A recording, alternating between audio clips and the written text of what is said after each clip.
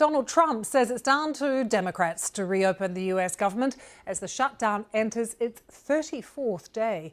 In an interview with CBS News 60 Minutes program, President described Democrats as crazed lunatics, but offered no plan to address the gaps between them and the Republicans on issues such as healthcare costs.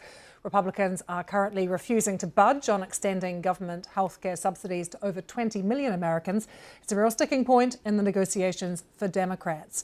Now, in that CBS News interview, Mr. Trump was asked what he was doing as president to help Congress reach a deal. Let's take you to CBS correspondent Jared Hill, who joins us now from New York. It's so intractable as things stand at the moment, Jared, but would you say it's the Democrats who are actually winning the politics around the shutdown? Yes and no. I mean, this is a really interesting situation, Lucy, because we've seen over the past couple of weeks or so, according to the latest CBS News polling, that now people, generally speaking across the country, feel that both parties are to blame for what's happening with the government shutdown. What ends up happening from here is still a big question because, as we've seen, we had food assistance benefits expiring over the weekend. There is a major series of major U.S. elections happening just tomorrow, in fact. And so one of the questions is going to be the longer that this shutdown goes on and the more Americans say that they're feeling the impact or concerned about the impacts, whether it's to themselves individually or to the American economy, will that sway either side to the negotiating table in a different way?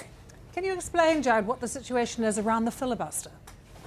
Right, so the filibuster is this rule that basically says within the Senate, they have to have 60 votes to pass a certain type of bill. And in this case, it would be to fund the government.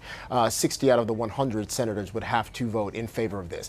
We have not been able to see those 60 senators sign on to this thing yet. Democrats, again, continuing to say they will not vote on this unless there is either some sort of conversation about health care subsidies or if there is not a healthcare subsidy aspect included in this bill to fund the government.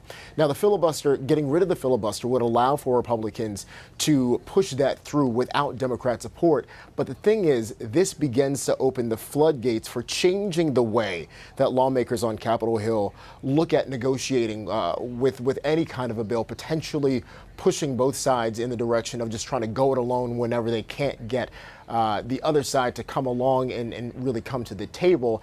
And that would then fundamentally break down, some say, the way that the Senate operates and the way that it's designed to operate. Again, a much slower process by design than the House, which is, our version of the lower house. There are some pretty key elections happening this week as well across the U.S., Jared. How could that affect things? So that's going to be a question. I mean, on one hand, some of these elections can be seen as a bit of a referendum or a test of the first couple of months of this second Trump administration, but also it's seen as a bit of a test for where the Democratic Party is, because some of these elections are happening in pretty much Democratic strongholds, including in New York City.